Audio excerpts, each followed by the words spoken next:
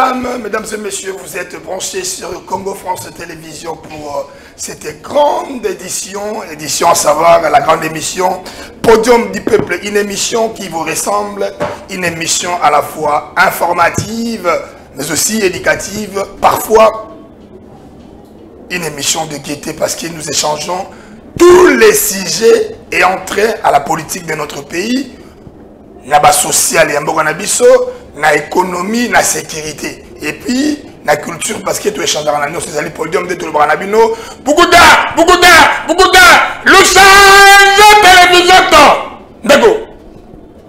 Ma vérité n'est pas mao. Parce que vous allez, podium du peuple, émission Nabino, Oyo Bolandaka. Tout le baki Nabino, numéro Zaliwana, vous allez nous appeler, messieurs, dames, pour échanger. Toi, et ben, n'engemo que sur Otambola. Moi, Namboka Langa, Monika Langa, pas tu es réfié le bagakola, la kola, moukezali habitidité. Pour la soudoukajoum, c'est pour la moukité.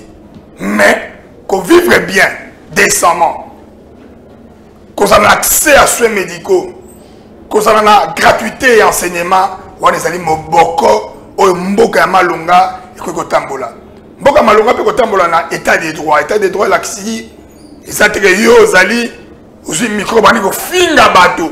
Tu vas dire que le bamakambo bricolé. Ça veut dire tout ce que nous allons évoquer est dans le bon sens et dans la sens à bolingo.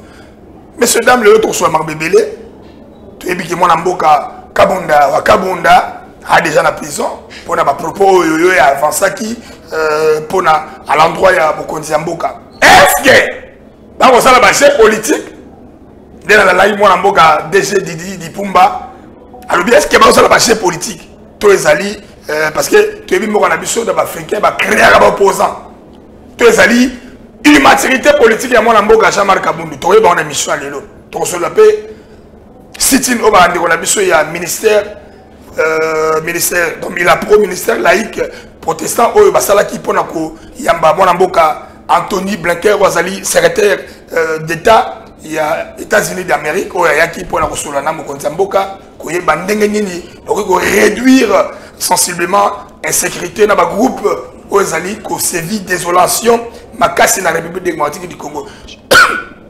Vous allez m'excuser, je ne suis pas seul, toujours comme d'habitude l'équipe qui sera à la portée de tout le monde pour organiser l'émission au podium du peuple mon amboka Christian Leka, Onésime Bilari et mon amboka Arnaud Malumba na de Wonabiso to bengi Christian Tour et na régie finale bongo Denis Calcaire tozali wana na coordinateur na bande ko sa programme pour to solo là nazali plein na plateau na bande ko belé oyo tozala bango ba leader d'opinion ba conseiller lointain à président de la République mon mboka président Boni Kamunga Mbote ndeko bazi somboli belé Mbote na bana Kisasa Mbote na bande ko nyos ba na biso na mikili angele partout par-ci par-là la pesi Mbote pe na promoteur la chaîne à télévision DG Didi Dipumba. Didi Dipumba en tout cas monsieur le DG merci na Evroyo vous savez que toyaka ko bomanteka malamu pona mboka na biso. Voilà tout ça peut na côté mususu na gauche nanga bido bozomona ko na droite mais na gauche nanga naza na mona mboka nane kuna cadre seki bozuna ndeko voilà tout ça chef coutumier Sobamo Nico Ngango Sobamo Nico Mbote Mbote ya mawa. Pani mawa. Mbote ya mawa na minute on azolo bana bino bandeko obozo na ngai na territoire ya Kwamutu.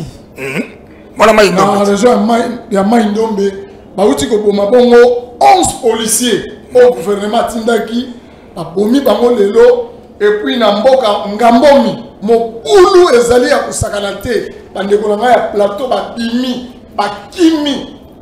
Donc la minute la police au gouvernement tindaki na tongo ya lelo makile tangi ba kati bango bande ko biso ba yaka ba kimi na minduki ba koti na ngozamba to ko développer ngo na kati émission na yo. Voilà, nous allons développer donc au courant de cette émission podium du peuple bandeko les émissions na bino mon amboka tozana epé awa mon amboka de donner kaninda boni kalaboye. Bote na bana nyonso Congo tozali malgré moi ba raison à la République, ils ont dit toujours la charge de la République, réfléchir aussi à la République pour la bonne marche Yamboka. kota ba dongolo miso mipandi bato bazoluka ba baby sabon marche ya mboka tozali wana na pesi mbote na kumu bakolo mabele tika na pesa yo assurance ete madame Rita Bola gouverneur nouvellement investi na mai ndombe ali na situation na maboko par rapport ya mobulu eli ko sale makuna et puis biso na Kinshasa. Est-ce que boso candidat mon amboka d'entrée de jeu au candidat de le candidat na yebisi yo wana lelo tozali na affaire Yumbi est-ce que ça récidivisme était ezali récidivisme était la responsabilité revient na bakolo mabele ba chef coutumier quel est leur discours vis-à-vis ya bato ba ali pembeli na bango ce sont des conflits ethno-tribal ya banunu na bato wana mususu ba conflit ba nous sommes tous des Congolais privilégiant l'intérêt suprême de la nation qui est le Congo la cohésion nationale de Kabiso nous sommes tous des Congolais ba conflit ka bandeko bazobo mana entre bango na ba conflit intercommunautaire oh tu les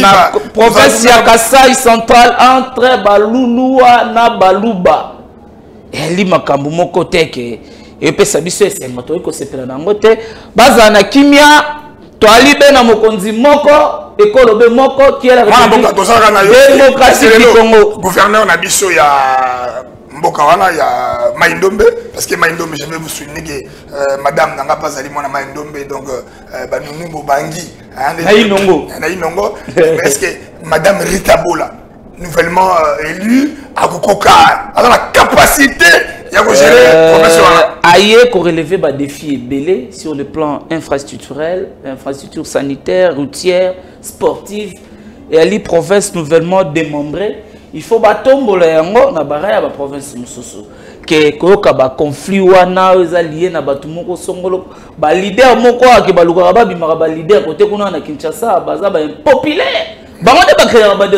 Intoxiquer les jeunes, la plupart ce sont des jeunes. J'interpelle la jeunesse. Il n'y a pas longtemps, dans Inongo, le Yenge Moko ya Bilenge, Batumboka qui n'a pas machette pour empêcher descente de Madame Rita Bola. Mais grâce au professionnalisme de la police, et ça grâce au professionnalisme de la police, Yango a été, situation qui calmée, Bisope a Kinshasa, Tokyo Lobela. Sans passer par la ville de Kinshasa, c'est un miroir. Il y a la République démocratique. Laisse-moi vous assurer que la ville est calme, la ville est éclairée. La ville de Kinshasa est en train de redorer son image. Il y a années 70-60, Kinshasa la belle avec le gouverneur Jean-Tuni Mbaka Ngobila Azopé ça exploit. Dans les noirs. Quel est dans le noir? La ville est éclairée de l'aéroport du centre-ville, l'avenue Kassavou Boudé Boulevard, Tiki Tambo Magasin, avenue Elengesa Kobanda na Manuvanga, Ti na recoura na Monga Fula, avenue Biangala na Lemba Salomo, elle est construite, Bakanivo Batongi, avenue Université. Na arrêt mabaya place liboule la gana pembe na kulutu na Jean-Marie Lukulasi donc qui on a passé déjà joyeux anniversaire vous mettez que jamais à toi que c'est pela mukolo mbota mana le 8 au ko le cas zele ali ko tongama avenue université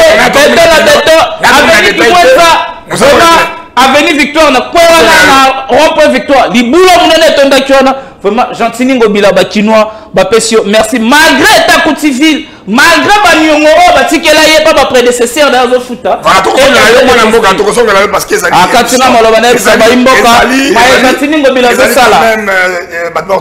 problème na bakino. Oui, problème parce que ma famille belé bazana ba 13 mois un paiement à hôtel de ville dans ton zone lopé. Moi na bonika munga parce que vous êtes leader d'opinion, un grand leader d'opinion et kuna na Maindombe so bangate tout ce que la chose na makambo de autre décria qui bactère moko ethnique les lots peut-être dépasser la politique et qu'on soit aspect moko tribaux donc au banga côté yambo na pesa yano na mutuna na yo na kana sangonde na yamawa na la confusion sangwa mi balé biso bana ya mumbeli bana ya limité to peur de notable moko ya munene ve Samba azali fonctionnaire dans le ministère du transport, dans la division urbaine.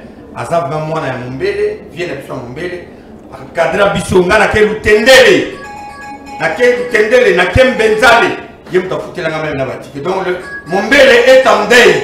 lelo mumbele tozana matanga ya munene autosi la programme Sobamo solidarité bana mumbele ça reporté alors. Non, solidarité bana mumbele et ça le 20. Donc et ça dimanche au Ezoya. Samedi Ezoya, et ça au samedi on est au Kunda, vient et Samba. La 5 bana mumbele biso nyos tozala mobiliser, tout ça vient bon. Et puis deuxième message de condoléances, nous on a Palou. Maman Ida, vraiment mes condoléances. Azali Kester adjoint na Sénat à peur de deux gardes de corps. Ah, donc image de mon lobby. Ah, là, Kenge, basali accident, j'ai sali tonneau, 2 personnes. Elle n'était pas à bord. Elle n'était pas à bord. Non. Maman Ida. Tu vas publier ma belle. Ça dit, sur Internet, vous allez publier moi, ma bien. Ça dit, bisous, tu commences à mettre ces allo. Et c'est une affaire qui date depuis 4 août. Vous n'avez pas la parole. Laissez-moi chiter. Et ça, les bisous pas si mingi. Mais Batouba Tika Biloba Loba. Ils allaient accident de circulation qui est arrivé. Maman Ida, Akoboma a été. Les accidents de circulation. Tous sur la paix programme et à Matanga, bisous tout au rendre hommage à bien. La bande de Nabiso, la batik bisous, la Matanga. Bien, Mayo pour mes condoléances. Célestin Goma, le secrétaire permanent, mes condoléances, n'a pas membre ne soit pas là. Pour la côte, on a détail comme on vit à Inongo. Je vais dire ceci. Les rois de Belge, na 60, les rois de indépendance, les rois de Belge a dit ceci. Congolais, évitez les conflits ethniques pour empêcher que le multinational vous divise. Le conflit ethnique, Mindela va profiter en besoin de diviser Bisso. Ils n'ont pas d'arriver. Ils sont d'arriver. Ils sont créés par des gens, même par le blanc. Même les politiques aussi. Non, on doit pas, les politiques surtout, on doit toujours se référer du passé pour préparer bien. Faut se référer à Namambo, par le Bakala. Toi, éviter le conflit ethnique. Il y a c'est le conflit ethnique, non? Mundela Kotiamo, après si on va des autres dans les Balendo, voilà. Or, les rois de Belge en 60. Alors, pas qu'il y a déjà, à 5 minutes, on doit éviter le conflit ethnique pour éviter le pire. Mais pour le quitter, voilà les conséquences maintenant, c'est ce qui se passe. Il y a une banane, bananina, netinama, une banane, banane. Batende. Si on va le double aux armes, et vous allez, si on va le bateke, bateke, nama, une neba, yakabaloko, kokota na mboka wana. Si on va le tout ça va congolais. Et vous avez un problème? Non, il y a toujours des gens qui tirent des ficelles, qui tirent des doigts de l'autre côté. Nous disons non à ça. Le Congo est uni et indivisible. Congolais, nous sommes sous le maréchal Mobutu. Ça fait vas-y. On a vu Maman Jean Bombo, gouverneur na Congo central, actuellement on a fait la Basaï. On a vu notre vieux ici. Kouyagiel, on est à Katanga. On a vu les meilleurs élus, comme des villes à Kikanda. Meilleurs élus. Il y a la République au Bandé, gouverneur, la Goma. La Goma, et puis à quoi il est en équipe sous député. Il est du Congo central. Moi je pense que l'air a évolué comme l'a dit le président de la République, Félix Antoine Tshisekedi Tshilombo. L'État est dépassé des conflits ethniques. Bien quand on l'aime yango, Tolini Tozala, Tatabo, Moko, Mamabo, Tataza Moko, c'est Félix Antoine Tshisekedi Tshilombo. Père, la maison nyosu. C'est président Boni, naturellement, Mungwana, Lolemo. Mais Ozobanga te, lelo, et Sergi na inongo, ils sont sur Magamboana, toujours, déteste mon mémoire, tu as Mama Yumbi, Ozobanga te, ils ont peut-être connu un moto, bah tu vas continuer à être politicien, parce que la politique, ils ont déjà Magambélé. Non, j'ai confiance, comme l'a dit mon frère, Nani Kanida, j'ai confiance au gouvernement. Les autorités, ils veulent faire le travail. Le gouvernement Mali Tabola, nouvellement élu, je pense qu'il doit prendre des dispositions sur le plan sécuritaire pour et là, quand on va chef coutumier, vous devez nous expliquer qu'est-ce qui se passe. Vous avez un capitaine. Vous avez un capitaine à part politique. Mais si quoi, maman, les gens comment nous avons non, et comme on va au Gomaba, n'est pas policier de Gonama et chef coutumier, Nikonga Wauto le Baki, ma policier au gouvernement central et qu'est-ce que les policiers ont à voir? Vas-y, maman, n'a pas si. pour citer, n'a cité. Rapidement. Non, pas si. Trop c'est trop. Vous devez nous expliquer aujourd'hui. Baba qui c'est les policiers, là, les militaires, bon. Mais banque Tembe, au son cas de militaire, 10 000 francs. Dans le salaire de Babo.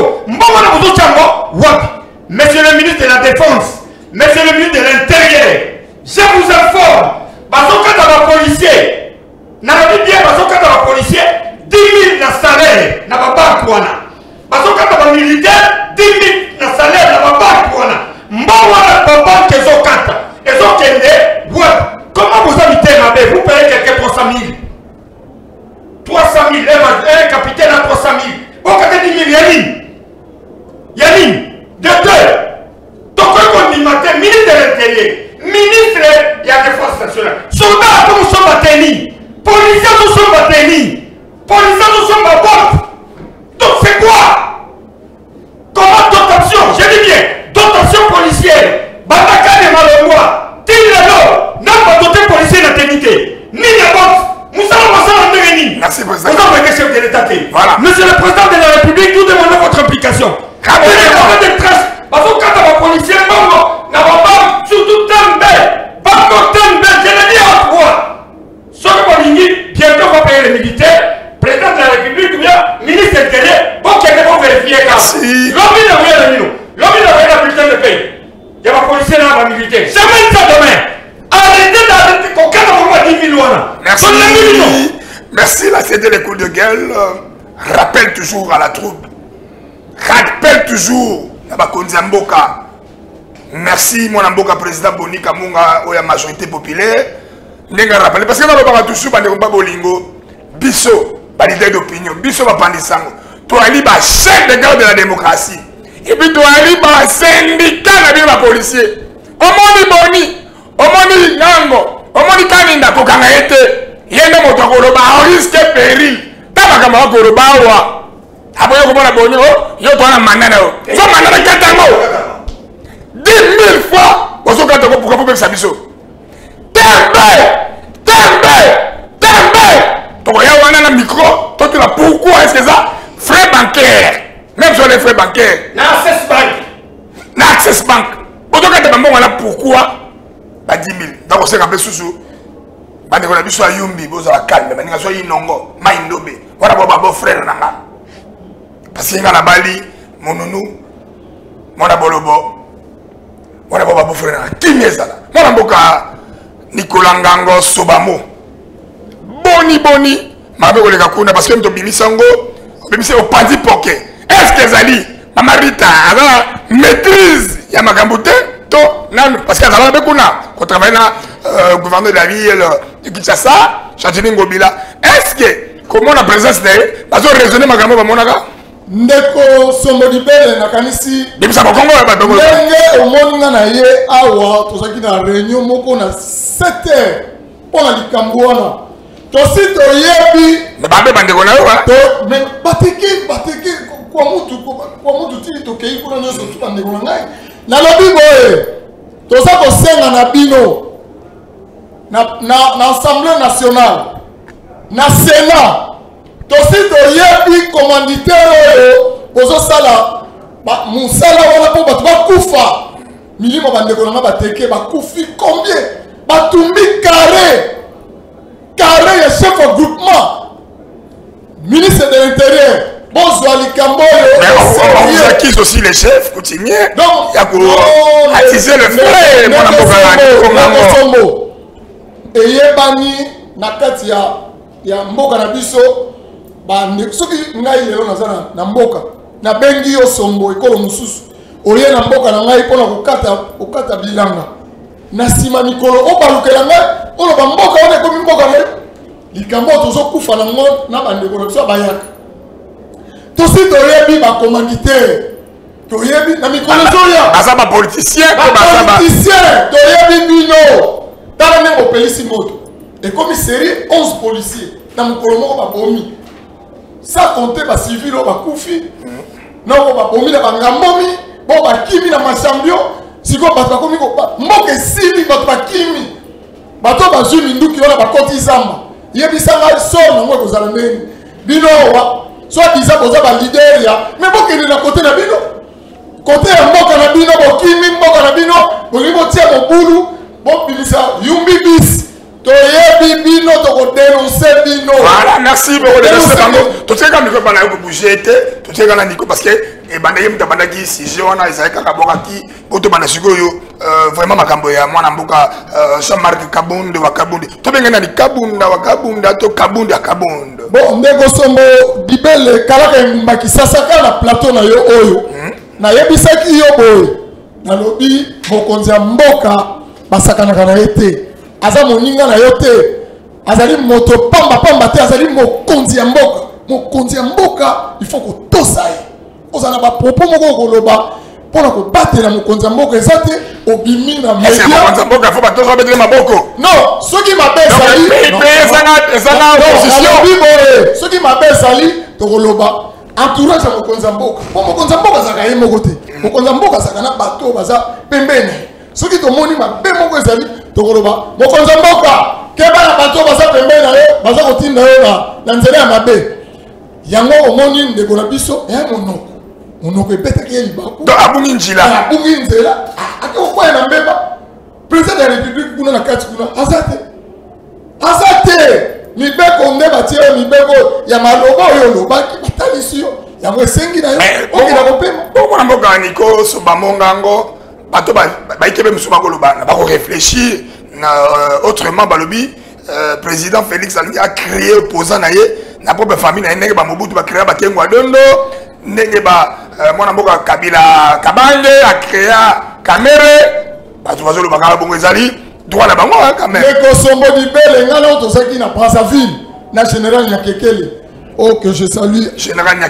Nyakekele to vandeki na ministre intérieur ya Congo Brazzaville to saki na yo mo ndenge bandeko na biso balekaka na babitando eke pona koloba kofinga pomboka na biso ekomaka kofinga ka bakonzi babanga bakonzi te oyebi tanto tovandaki na yo na ministre intérieur mosika na nzela ya kilometre 4 kuna na Brazzaville tanto tovandaki na lito ya lobi mais bino na mboka na bino kobanga bakonzi te osaka pe na mwa respect na bakonzi koleka na télévision kofinga ka bakonzi ata babi de démocratie yango alobi na biso bo toyaki ngana yozomela mwa 20 ngana ye tozosoa alobi papa mboka na bino ezakala neti kobanga bakonzi te omona pena moto alati cravate azotanga koma mokonzi lokola camarade loka moninga na ye voilà merci tout ça quand même c'est une grande émission mesdames et messieurs vous êtes nombreux en train de nous suivre na Mikili Angele parce que nous sommes une chaîne internationale donc le DG de cette chaîne Didi Pumba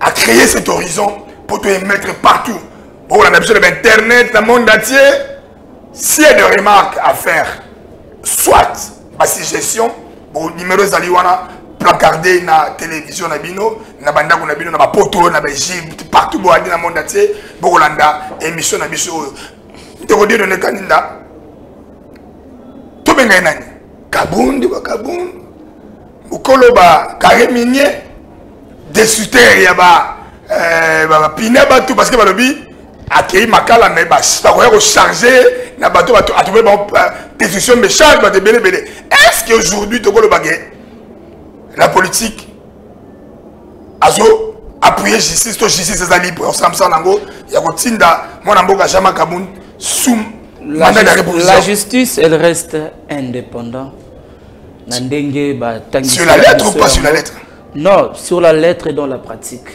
c'est-à-dire le procureur qui est le maître de l'action publique tant yo télémission la place publique ozoloba makambo ezali à lokuta o babenge na lopoto diffamation bako saisir yete to bato bazoluka pene ya Kabundu nan le pene ya Kabundu mais c'est l'état congolais il a porté atteinte il y a sûreté d'état de traiter les gens des juicières de traiter les gens des incompétents or lui-même était le vrai incompétent il était chassé dans le bureau assemblée nationale pour quel motif et compétence notoire Kabundu bakene na ba discussion sérieuse Basukutie kuna likola punda et puis vous voyez chacun dans le pouvoir. C'est lui le plus grand juicier. Et aujourd'hui, Jean-Marc la présidence. Ndeko Kabunde Comparé Ndaku Oyo. Il était dans la couloir. Nandaku Oyo Mokonzambo Kazana dans la cité de l'Union africaine. Qui est le vrai jouisseur? T'as la chef de l'État président de la République. T'as la villa où Yazana dans la cité. Très modeste, hein? Très modeste. Très modeste, ordinaire comme tout autre citoyen, normal. Mais t'as là Kabound. Entre les deux, qui est le vrai jouisseur? Et aujourd'hui, Kabound, il a tenté de faire ce que Kamera avait fait à son temps, ce que Katumbi avait fait. Mais Katumbi, Kamera avait réussi à Robimana Batou. Cadre, rappelez-vous, il y avait des gens qui avaient abandonné des postes. Oui, oui. Batiki ma fonction pas dans Rolanda Katumbi. Ça, il pèse pas. Mais Kabound, Nani Oyo a tiki fonction pour Rolanda. Il est au cadre ni na parti, Oyo a tiki pour Rolanda. Non. Kabound c'est un faussaire. Moutou déjà sont constant à niveau. Mais vous êtes où? Non. Kabound était géré. Qui connaissait Kabound na Kingabwa na 2006, 2011? S'il était élu, si un jour je suis député, j'ai été élu par le peuple, non par l'IDP, c'est grâce à Jekoko Moulumba, l'actuel vice-gouverneur. Qui connaissait Kabound à Kingabwa? C'est grâce à Jérôme Moulumba que Kabound est député national. Mais aujourd'hui, Kabound, pour Naya Moniete, a récompensé. Mais quand même, vous ne pouvez pas aujourd'hui foutre une monnaie de sel. C'est quand même l'homme de la rupture. Il a dit non. Il a dit non. Il a dit non. Kabound était nous allons revenir à la base. Kabound, ce jour-là, quand Bavantir à Genève et Bandaki, j'étais parmi Babilengyoto. Boyaki Magamboana, Martin Fayou. Tobi, tu sais qu'il ou rien. Et Kabound te fait ça qui est comme Maloba. Matawana comme ça message ok. Kuna na Genève, Tobi Magamboana. Ah, c'est ça qui a été. Tu es allé qui porte parole à base. Tobi c'est Maloba. Matawana, l'obé bisobwe. Il a été. Parce que ceux qui ont boyaki koto sa opa zetindake. Tu as dit que l'ongola. Yango wana na zoe bisaba na mboka ete être opposant et ni kolobate que tu es au-dessus de la loi. Bavantir ya maman na sali na mokali kuna na chambre. Elle a insulté la première dame. C'est une femme mariée, elle mérite du respect. Elle a insulté la maman. Et maman benga tangisi ya Biblia, ba bisi était. Oza a droit de critiquer politique à Mokonzamboka. Mais pourquoi Kofinga? J'ai le droit de critiquer la politique de Martin Fayulu. Mais je n'ai pas le droit de Kofinga. Vous avez votre temps d'antenne, parce que la télévision, c'est aussi les normes, c'est le respect et le temps équitable entre Ndeko Bazali et intervenant. Moi, je suis président Bonnier à fin.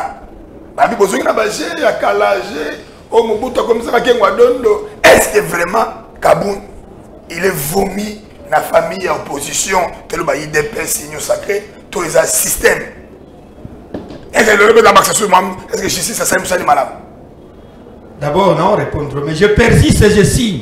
Le ministre national de la Défense, le ministre de la Finance, le ministre de l'Intérieur, Mbongo, Bazokata, Basoda, na Tembe, na 16, 10 000 francs. Les militaires sont en train de... Est-ce que le ministre de la Finance... Les militaires sont en train de souffrir, ils sont francs. Mais oui, c'est l'agence nationale. Je n'admettrai jamais ça. Et ça, la situation n'a désordre de thé. Mais les civils vont compter les Camerounais, quoi, les policiers, les militaires, les militaires, les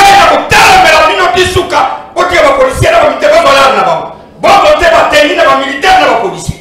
Voilà, au cas contraire, je suis avec vous. Les garçons à Kabound. Ah non. Permettez-moi, les garçons à Kabound. Un ancien. Il a. Parce que quand il traitait le chef de l'État de tous ces mots, tu l'avais interdit. Oui. Toi, tu l'as interdit. Je l'ai interdit. Ça m'engage moi.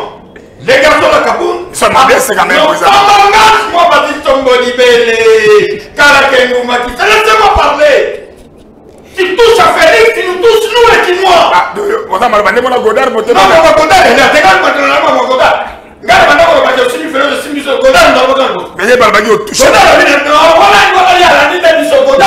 C'est quand il doit dire. Godard, quand on défendait ce pays, quand on parlait. Il était dans la majorité. Non, laissez-nous.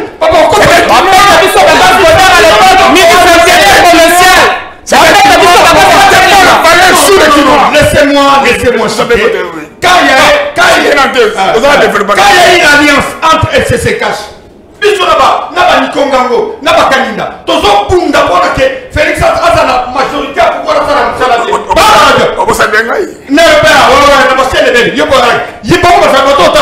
sans oublier pas tu es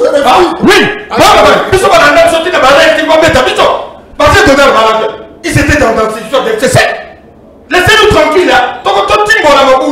C'est notre avis que je salue. Allez, tous ensemble, ce qu'on va dans il y a l'union sacrée. Comme il défend le président de la République, on est ensemble avec lui. Mais comme nous sommes dans les autres, les garçons là, Kaboum a manqué le chef de l'État. Ce garçon-là, il est parti même très loin. Pour dire que non, je suis modéré. C'est un garçon comme moi. Il est étudiant. Tu sais pas qu'il est étudiant? Non, non, il est étudiant à l'L1. ILK. Attends, Kimkolo. Classe à Kimkolo. Et on est à la race à papier. On est à la matière. Tu passes à la bolle, on va venir à la session de. Il y a un lobby, garçon là, a manqué chef de l'État. Il est parti même très loin pour dire que le chef de l'État, c'est un danger public. Président de la République, Azam doit candidater. Tu dis moi, attendez, humble, mon ami. Après la problème n'a pas quitté. Alors, il a que Kaki Kaboum et sa justice et sa vie. Il a fait outrage au président de la République. Il a fait. Avec sa mission, Mambo, Toti n'a pas paradis. Puisque, avec sa mission, va checker en haut. Avec sa mission, moi, pour l'angaï, je pense que, en tant que ministère public, pour maintenant, je suis le ministère public, je propose déjà 10 ans de prison. Je propose 10 ans à M. Kaboum de prison, soit qu'il y ait un appel, ce qu'on va autant, là, qu'est-ce qu'il faut faire. Même moi, je propose 10 ans. Le deuxième mandat de Félix, ces garçons se retrouvent en prison encore. Pour la correction. À partir de là, quand justice, Moussa les sali, Moutounion, ça comme des bêtises. Comment, président de la République, la justice va l'endailler. Comment moi, dans Moutounion, vous voyez, à ta même thé, à la canne sur ce qui wapi, à la télévision, que Félix, Félix, a commandé. Félix, mais c'est quand même la démocratie. C'est le charme de la démocratie. Le pays le plus démocratique dans le monde, la France. Mais j'ai vu Marie Le Pen. Le Pen dit ceci dans la télévision française. Alors, je suis l'opposant de Macron. Mais l'institution que Macron incarne reste sacrée. Reste sacrée. Ça ne permet pas d'insulter Macron. Et si vous avez parlé de l'Amérique, auquel a TV dans YouTube, pourquoi vous êtes le président de la République? Pourquoi vous gagnez dans le plateau de Bétanaga? Oh, on avait dit l'histoire avec Kabila. Les gens me disent n'importe quoi. J'ai critiqué la gestion de Kabila. Mais la personne de Kabila, je devais du respect. On va épargner son entourage, sa femme, ses enfants. Mais pourquoi le président dirait camarade n'a dit non? On a mis la tour non, il doit partir. Il est non. Et très loin pour traiter les chefs d'État d'incompétents. Une institution. Une institution. Mais ce va avocater. Non, il faut savoir, tel approprié. Il y a un avis, ces garçons étaient un étudiant. Bon, maturité, côté non, ma capacité, je comprends. Il y a des termes qu'on peut utiliser en attaquant une autorité. Ah, tu as que Maman Tembe, tu as dit que ministre de la Défense, ministre à vous. Tu as fait bon. Tu es formé dans l'élément. Tout à fait. Mais je pense que l'affaire Kaboum, les garçons ont commis des erreurs graves. Tout à fait. Et puis il était capable. Il y a ça. Et ça, mandat d'arrêt provisoire. Les gens ont crié. Le procureur a eu peur. Après, ces garçons, ils peuvent boutiquer la nuit, traverser par les Brazzaville et puis fuir. Alors, il faut avoir quelque part. Et puis là, on va me poser est-ce que tu as la résistance surveillée? Non, non, je vais en prison. Mensonge! Quand le procureur mène son action, il n'a pas besoin de son avis. Les gens surveillés, dans la prison, pas tout le monde. Merci, président. Gardez le micro parce que tout nos présidents. Non, non, président, nous sommes en cadre. Comment ça, la Félix, toi? Nous sommes qui ont numéro sous terre. Et puis, maintenant, ça va la présence. Ce sont des villageois. Non, voilà, mesdames et messieurs, nous sommes vraiment en direct sur Congo France Télévisions. Vos avis et suggestions pouvant nous permettre d'améliorer une éventuelle émission. Mesdames et messieurs, c'est la loi. C'est de l'ex-pluralex. Nul n'est censé d'ignorer la loi. Nous ne sommes pas dans une jungle oyo. Nous sommes opposition là-dessus. Un G. Tout là-dessus, propos inamicaux. Tout discours, toi. À l'envers. En France, Patrick Poivre d'abord. À Makaka, Macron à la télévision. Il croyait que son micro, il fallait à débiter n'importe quoi. Il a été chassé de la télévision nationale parce que moi, à l'espèce là, même dans le pays, le président Bonalobi, de vieille démocratie, bafinga ka président non lelo chama Kaboul ba mo tude ba question le bla biso avion que ça qui avion ni même bon vous savez nous sommes à la politique est-ce que la politique veut dire mensonge chers amis bon tirer ba conséquences moi mon président Boni ndeko américain ndeko la biso mukili ya secrétaire d'état américain Anthony Blinken ayaki basolo na mokonzi mboka et puis ba déclaration de la pro parce que sit-in pour à soutenir FARDC et là azui malobalobi que vraiment ba osala tout ba américain ba réduire à tananu uzobana ya ba mouvement wana nyoso armée ba rebelle wana nyoso et puis lelo ba rwandais ba ndimi que biso ne doit danger yango ba militaire na bango basa na Congo lecture pendant 4 minutes bongo tout peut saber ni Congo maloba.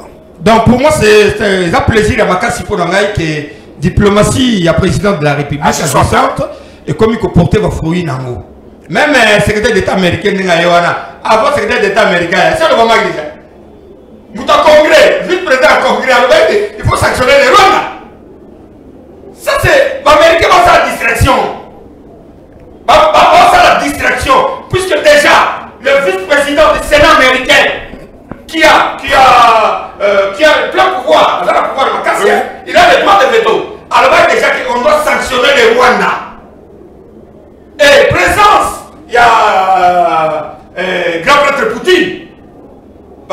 Poutine il a une intérêt pour comme l'Afrique, à l'époque comme américain, moi, vertige, nous risquons de perdre l'Afrique. On doit chercher maintenant à jouer comment arranger ça. Mais le président de la République a été clair. Tant qu'il sera chef de l'État, tant que l'on a Bokonzi, ma belle à Congo, tant que vous cette affaire de l'Est, ça doit terminer. Nous devons aller sur la cadre diplomatique. Tant que vous avez étouffé force action de tout ça là, on a fait des non, pas étouffer. Non, moi je l'explique que le Congo est signataire de plusieurs accords. Traités internationaux. Alors, pour empêcher la diplomatie à traiter un accord et aussi battre. Il faut le laisser venir. Cela n'empêche pas le Congo d'agir. Ça ne nous empêche pas. Je suis très fier. Je te dis aujourd'hui, Basile Tomboni Belé. Président Boni Kamumba. Sobamo, le Sengo. Il y a un consul de Félix Antoine Tilombo. Avoir les chefs de l'État comme Félix Antoine Tilombo. Mon canton Molo.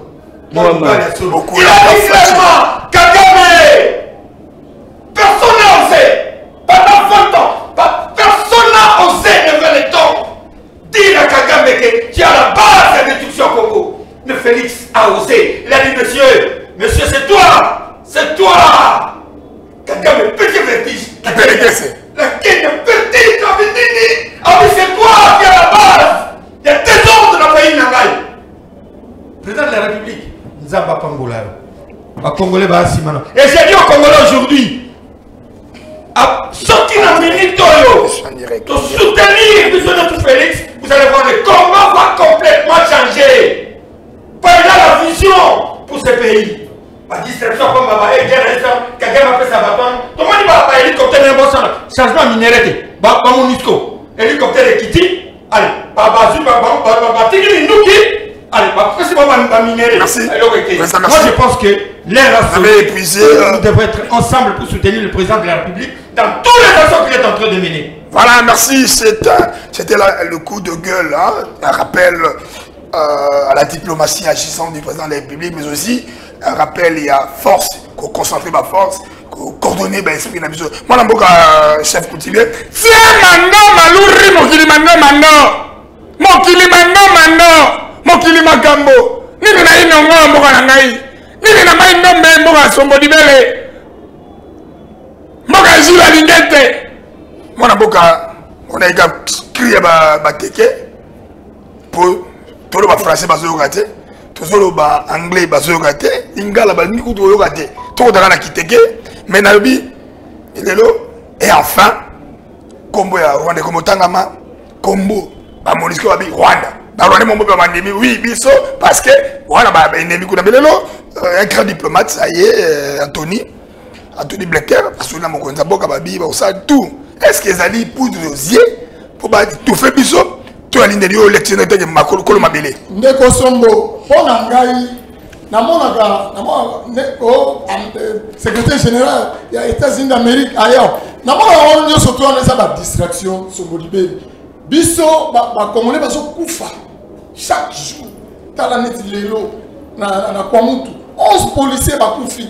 Donc, les Américains, parce qu'on y a un bisso, moi, et l'autre, moi, écoute aussi, donc, ça n'a pas bon, tant au Kamadi, bisso, moi, comme on est au Congo, au Tozan embargo, on fait sa minute. Mais mon goût, nous, ils ont dit ça, moi, comme on est le Congo, vous avez fait ces mandoki, pour Aya. Bino kozala été ya mo mona ki bande wana biso ya este kuna ba lobito lingi bato yote ba MONUSCO baza bato mabe ba dénoncer ki bango ba zu vertige les bayoki américain ba komi ba zu ko biso africain Congo encore na este kuna baza ko tchaka photo ya président Russie donc biso to baby yango ba yi oui d'accord ton dimi mais président de la République zala lisu likolo ya lisu azala lisu likolo lisu po bato bayaka ko masque biso na sima mikolo oyo bao Rwanda lisusu M23 po na moni lokola makambo ezo bima déjà na Kwamutu oyo balingi babimisa yumbi bis mama gouverneur Tabola fongola miso bomona ki bino moko makambo elekaki na yumbi ndenge bakamateki balatisi yango Gentini Ngobilambaka oh ezaki ba guerre ya ba ethnie yango ebandi na Kwamutu mama Rita Bola bato boza pembe na mama Rita Bola bofongola misu biso toyebi bato wana o baza kopelisa moto oyo simba touche toyebi bango bazali baza na Kisasa bacommanditaire toyebi bamisu ba na Assemblée nationale bamisu ba na Sénat soko zalaka impopulaire na mboka na yo kuna soki na bakasongolunda soki wa désordre toyebi yo zo luka toko dénoncer depuis président de la République tozo senga na yo vraiment on la vigilant comment mboka mobimba kama makile tangaka na batu moko boye baza pembeni na yo bazo linga ba salut yo oh biso communauté teke ungu tolobi toza sima na yo toko longa pona etumbo tobino tous na président kwa mutu ekotika na kokoma mabele ya bayaka tango moko te toyebi yo mais mikolo zo ya na plateau awa na podium du peuple tokotanga komona voilà comme tu as un micro et comme les amagamba chef coutumier le 20 août la solidarité Bana Mombele qui est une grande structure quinoise oyo ezali ko travailler en synergie na ba chef coutumier belé na bande na biso ya Fogomo fondation Godamo Demona ba ko travailler en collaboration dans l'abraliment, il faut le dire, na bande na biso banakin bazan événement na bango na Junior Mata, excellent Junior Mata na président de la majorité populaire azapé na kati ya Masula Bana Mombele mona mboka Boni Kamunga azalia wa mais nazolo baté pour azali wana ezali parce que c'est une quantité même chaîne na biso Congo France Télévision tout ça la exclusivité hein, à travers podium du peuple parce qu'il y a une déco azali coordonnateur juste moi 2 minutes on peut ça communiquer et puis on le sabato va soutenir comme ça l'année une solidarité Bana Mombele. Bon, samedi le 20 août 2022 à partir de 14h na couloir Richard eza na Mombele na commune ya Limete. Papa tu la couloir Richard ebani non?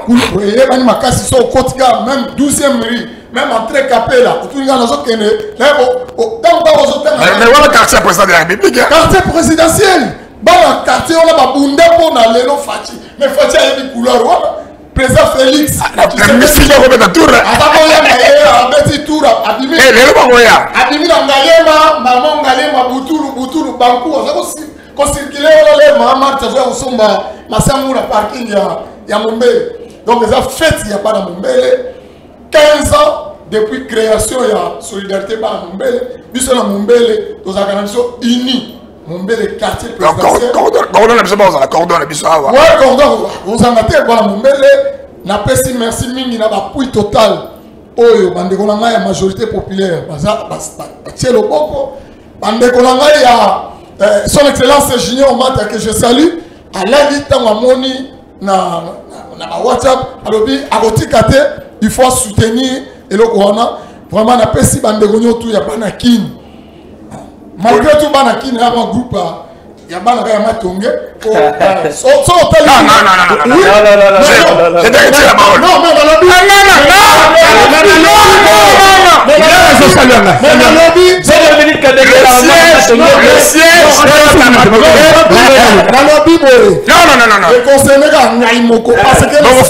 non mais non na pesi bandeko nga ya fogomo o nazalaka charge de communication kuna na pesi bango mbote na musika bon tango pe ba ozala fogomo oli bana kinde non na lobi boy nego sombo dibele bana kine ezali ezali groupe ya bana atu mo so ke na njili na kati ya bana kine o mona tenaki mbanzeke même na maluku bana kine bazate ça groupe bana matonge donc tozala wana à partir ya 14h tozala na groupe na biso ya bateke olono ya international oyo basali album na bango ingratitude ingratitude na bato zaki pembe na mokonza mboka lobi obimi okomi kofinga mokonza mboka donc bango et puis na ba sélection ya ba musicien ya bana mombele et puis na petit na biso vibration ba pema alobi vieux na zala on a ko ezalo ba bana mombele. Voilà, mesdames et messieurs, nous arrivons vraiment à tout à 7 minutes. Il est temps que le bébé ce soit ville mon amboka Dieu donné quand nous sommes maloba au lobby quand même sujet à mon amboka Amérique secrétaire d'État mais au baptême maman là j'ai sauvé la ville maman après tout ça boni kamunga tagé analyse analyse permanent il y a podium du peuple na katia Congo France Télévision na ebisibino lelo ezali ba fruit ya diplomatie agissante nyonso bandi na état de siège oyo esali ete toyeba ba vrai banguna ya mboka na biso état de siège que le lisi Kagame na monoko mboka état de siège oyo esali ete président de la République avait été clair vis-à-vis de Kagame na mini sommet na Luanda aebisi soro lingi tumba toko bundana tina suka sopo lingi kimia ala pesa na tina suka yango wana nde grâce à état de siège monani Conseil de sécurité des Nations Unies et siégaki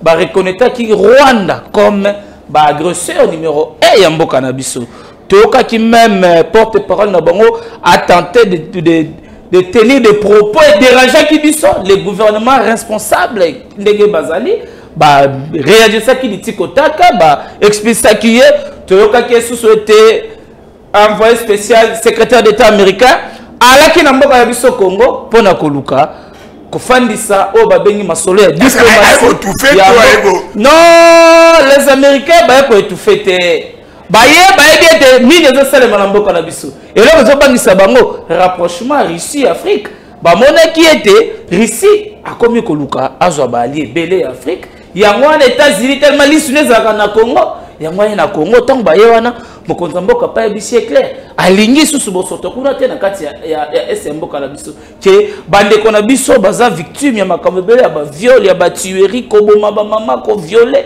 Maïwana est là depuis plus de 28 ans la population de l'est de notre pays bazalaka empêté pendant abiso na Kinshasa tobinaka pendant abiso na Kinshasa tofandaka l'est omelaka mais kuna na est et tombaka chaque jour mokonza mboka kaka ndenga alakaki parce que c'est un homme des actions concrètes il promet et il réalise alors qui était quand il y a le chef de l'État à côté kalata kodima mokolo mokote makile continue kotanga na mboka ya biso ya Congo alakaki mayonyoso alakaki akokisaki bilombe ya basket balonga ke tumba na Mali bataki kozala servi bino bapandisango na banyosologa ba réseaux sociaux wana bobeti kara il y a pas longtemps le chef de l'État a outi ko inaugurer école moderne construction école moderne na kati ya ville Mbujimai batongi banzela grâce ya projet Chilejelu wana banyosologa ba réseaux sociaux bazomonate yango wana pour rejoindre likanisi ya bakino ba vrai kinois pas bakinois o balandaki va ya Kabila lelo bazonga na réseau bakinois o ta biso tolo ba Kabila esili bango balena Kabila batela biso commandant la police motomero esprit de mort obimi be pa bandeko na biso bele bakufa bakinois o ya solo babiete osimbi Félix Tshisekedi osimbi président Bonika la majorité populaire bakotondela ebele wana nazo pas clôturer l'émission na yo l'état topé s'appelle maloba ya suka et pour la gestion de la vie mesdames et messieurs l'aspect Banakin a reçu le président de la République, la statue à représentation de Bakinois. Donc, siège des Aranamas Tongé, mais tout ça n'a pas limité, tout ça n'a pas ngélé. Donc, nous devons lever cet équivoque, le loso babito le Bakinois, sous structure morobé, et ça va Banakin, et ça va fraternité quinoise. Donc, sur le lot, ça la majorité populaire, et ça pour la Congo Mobimba. Ça n'a rien à voir avec le Quinois. Vous avez l'idée du Congo. Mais on ne sait pas la Kin. Voilà, président Boni, mot de la fin par rapport à la gestion de la ville. Est-ce que le but va acquérir 13 mois de paiement, maintenant sortir des villes, va souffrir. Et 500 000 $, de Bungara, les lots, IGF, Azolo Barrière, de 8 années. Bon, d'accord, merci, mais il faut te rectifier le gros. Ça l'engage de moi aussi. Bah, la Kin a structure, mon cœur. Tous les Kinois. Non. Ton avis qu'il a, ils ont reçu le président au nom de Kinois. Non, on a fraternité à équité, biseau de l'équité, Sobamo à équité. Tout est belle. Ils ont pour moi, pas de moi. Non, mais ils sont efficaces. Très efficace. Et puis après passage à chef de l'État, Wenge Panzani. Tout le monde a réseau social. Non. Très puissant. Très fort, Banakin. Mais Aya va sauter. Tout le monde qui communique avec eux. Que non, on va faire que les aussi m'ont gâté. Voilà, l'État a évolué. Cette affaire, c'est un groupe de gens qui ne veulent pas le développement de la ville de Kinshasa. Donc, t'as la même du tout cas. Babaki, voilà, comme le noir. Non, parce que j'ai préparé une émission spéciale pour ça. Bon, et donc on a vu cette sortie de Kinshasa. Permettez-moi, je suis très fier dans ma vie pour avoir un gouverneur comme Jacques. Le suprême de la ville. Ouais. Moi, arrêtez l'apologie. Hein. Non, moi je l'appelle. Moi je l'appelle patrimoine national. Ngobila Mbaka, patrimoine national. Il peut être aujourd'hui Premier ministre, il peut être gouverneur dans toute la province. Il est capable de le faire. Il a été déjà vice-ministre, il a été PDG, il a été PCA, il a été gouverneur dans d'autres provinces aussi. Il a été député. Pour moi, je pense que de ce côté, Hassan Koloma casse. Mais la ville est sale. Non, vas-y, Tombo Dibele. À quel niveau? Laissez-moi parler. Tous les caniveaux que vous voyez, ce n'est pas aussi la compétence de la ville de Kinshasa.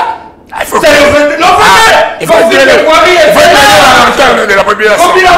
papa, ce que Ngobila fait dans cette ville, à Saliba, Nzeloyo et Salamate Banda 60.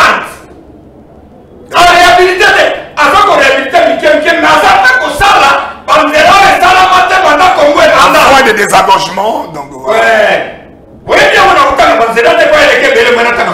On l'a dit, Mamotanga. Toboïba, Bandera, Moiniti. Nous sommes fiers, moi, je suis très fier d'avoir un gouvernement comme Ngobila. Mais, première station, puis c'est sur Sobamo. Avenue Mombele aussi là. Pas Mombele! Pas la terre. Avenue Mombele, au Sala. Président Boni, conclure l'émission. Non, on a dit qu'il y a un paiement, tout ça. Je suis parfaitement d'accord avec toi. 13 mois de. Mais ce n'est pas seulement la ville de Kinshasa. Quand il va dans plus, donc l'affaire de ce paiement, la République est comme une situation généralisée. Il y a des assemblées provinciales. On va en retard, on va salaire, on s'en a. Et puis nous avons vécu des problèmes. Toya, la première Covid. Covid est bloqué parce que la situation est belée dans le Moka. Est belée. De deux, rétrocession à la ville. Et il y a une rétrocession. Budget d'investissement. Et il y a une ressuscité. Quand on a une recette interne, quand on a un foutabatu, quand on a un investissement, quand on a un je vous informe qu'on vient quand même, malgré moi, pas si. Bon, il dit, il y a des jours. Il y a des jours qu'on vient de payer des gens. Moi, je pense que le gouvernement est en train de faire un effort. Voilà ce qu'il fallait. On avait besoin de ce monsieur. Il est arrivé malgré le retard. Mais il est arrivé quand même. Il est là et vous avez mon compte. Je vais vous saliter répéter ça. La mouga n'a tombé qui va barba à l'école. Le grand artère sont propres. Merci. Le baba la 4 mètres la boussumelo. Yo mo ko baba na nutre boussumelo. Bien sûr que cartel na ko comme ça. On te faut que venir comme ça tout voilà.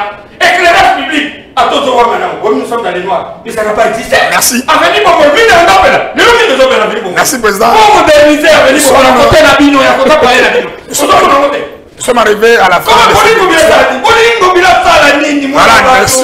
cette émission. Voilà, émission et Silio. Beto. Voilà, mesdames et messieurs, nous arrivons à la fin.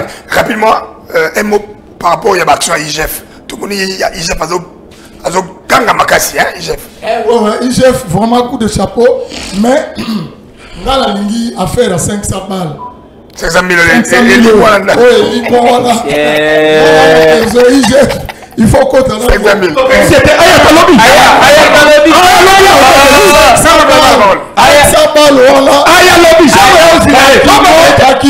il faut pas mon à 500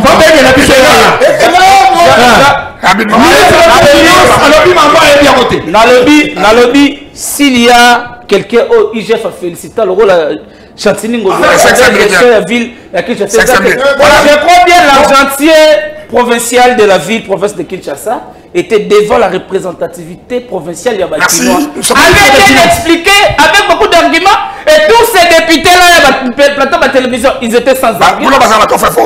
Il avait expliqué cette traçabilité.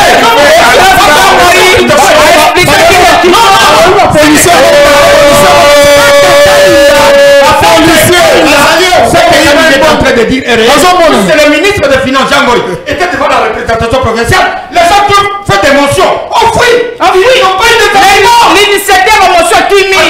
Jean Moïse, pas policier.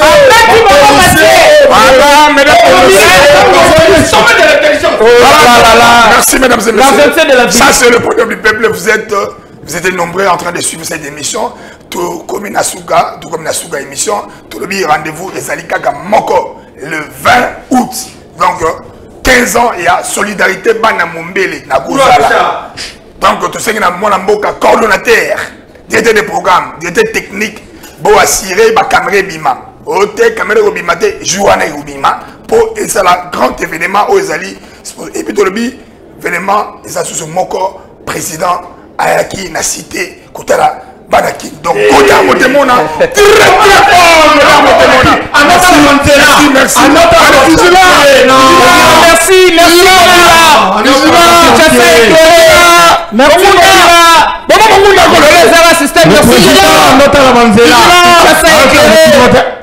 merci Ngobila.